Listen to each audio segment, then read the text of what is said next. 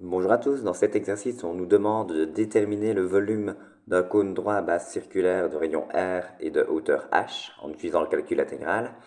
Donc étape numéro 1, se rappeler que tel cône est généré par la rotation autour de l'axe dx d'un triangle rectangle dont un des côtés adjacents à l'angle droit se trouve sur l'axe de rotation. Représentons donc la situation dans un repère.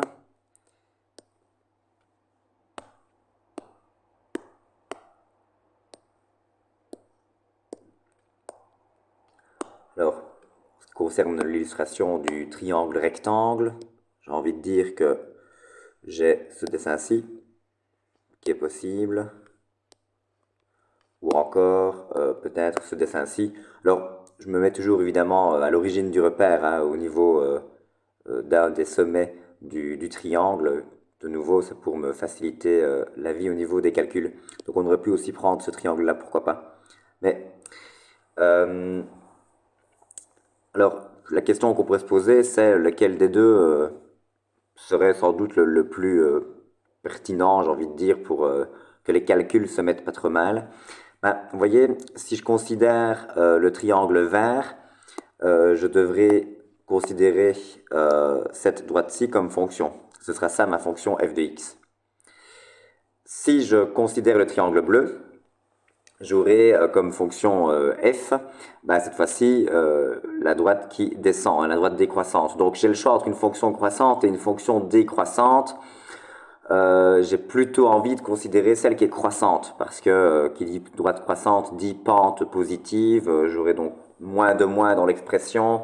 Vous savez bien, quand on fait du calcul intégral, on n'aime pas trop avoir des moins. Donc c'est pour cela que je vais faire le choix de garder le triangle vert et pas le triangle bleu.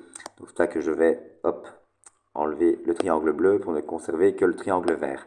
Maintenant, voilà, celui qui avait envie de travailler avec le triangle bleu, ça fonctionne évidemment de la même manière et on obtiendra à la fin la même chose. J'ai même envie de dire que celui qui a envie de travailler avec ce triangle rouge-là peut également. Hein. Mais bon, de nouveau, le fait de choisir l'origine du repère va m'être très utile, comme vous allez pouvoir vous en apercevoir maintenant.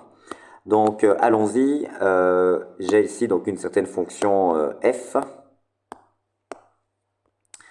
donc définie par f de x égale, alors il s'agit là d'une droite qui passe par l'origine du repère, donc c'est une droite linéaire, hein, c'est une fonction qui est linéaire, fonction du premier degré qui est linéaire, donc m fois x, où m est la pente. Alors comment est-ce qu'on trouve m? Eh bien, on considère deux points bien choisis. Alors je vais évidemment prendre l'origine du repère, je vais appeler ce point le point A. Je connais ses coordonnées, c'est 0, 0. Et je vais prendre ce point-ci, que je vais appeler B. Je connais également ses coordonnées, puisqu'il s'agit là de considérer un cône droit à base circulaire de rayon R et de hauteur H. Donc les coordonnées de B sont données par H, R, puisque je me trouve ici en H et là-bas en R. Ok, conclusion, si je veux trouver la pente petit m, je dois faire y de b moins y de a sur x de b moins x de a. Autrement dit, petit m est égal à yb, c'est-à-dire r, pardon, r moins 0 sur xb, donc h moins 0.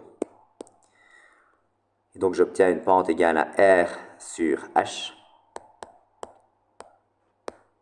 Ainsi, la fonction f que nous devons considérer est la fonction f définie par f de x est égal à r divisé par h fois x.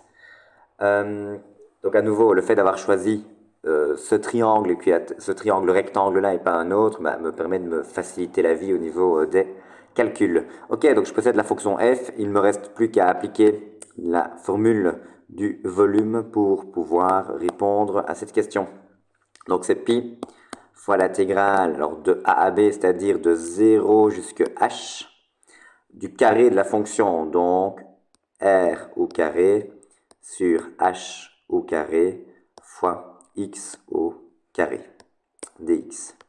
À nouveau, dx, donc je primitive par rapport à x, autrement dit, r carré, h carré, c'est une constante, vous pouvez d'ailleurs la sortir par décomposition, et donc vous êtes amené à devoir effectuer le calcul suivant, donc pi r carré sur h carré, primitive de x carré, c'est-à-dire x cube sur 3,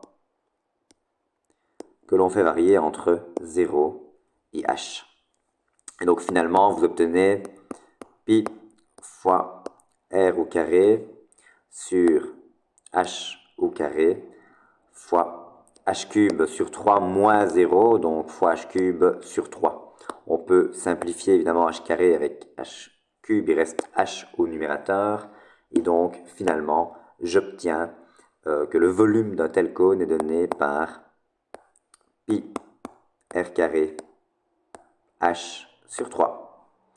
Cela termine cet exercice et donc cette vidéo. Je vous remercie pour votre attention.